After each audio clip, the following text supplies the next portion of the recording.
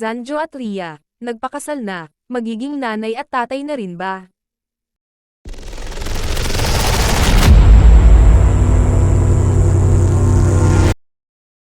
Ikinasal na ang celebrity couple na sina Rhea Ataide at Zanjo Marudo sa pamamagitan ng intimate wedding ceremony officiated by Quezon City Mayor Joy Belmonte.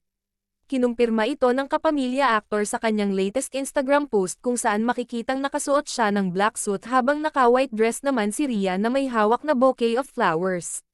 Bukod dito, ibinahagi rin ng aktor ang litrato ng kanilang wedding cake at isang black and white photo nila ng kanyang wifey na tuwang-tuwa habang pinauulanan ng bulaklak. Ang caption na inilagay ni Zanjo sa kanilang wedding photos, 323.24.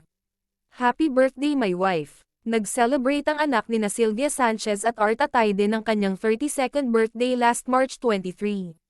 Wala nang ibang detalyeng ibinigay si Zanjo about their wedding pero bumuhos agad ang mga pagbati sa kanilang pagpapakasal. Ilan sa mga unang nag-congratulate at bumati ng best wishes sa newly married couple ay sina Maine Mendoza, Rhea Tan Marco Gumabaw at Joey Pagia. Comment ng aktres na si Jane Oyenza, "Cuties. So happy for the both of you." Pagbati naman ng kapatid ni Rhea na si Jella Ataide, "Welcome to the family, kuya."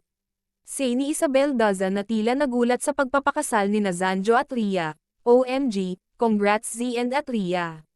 Say ni Kay Abad, "Congratulations tatay and ate at Rhea." Ang bati naman ni Kylin Alcantara, "Wow, congrats and best wishes Z." Sabi ng direktor na si Theodore Boborol. Samantala, marami naman ang nakapansin sa lumulobong tiyan ni Rhea sa mga kumalat na litrato at video niya sa social media. Kaya ang feeling ng netizens, pregnant na rin ang aktres. Oh well, wait na lang tayo sa susunod na announcement ng mag-asawa kung magiging parents na sila very, very soon.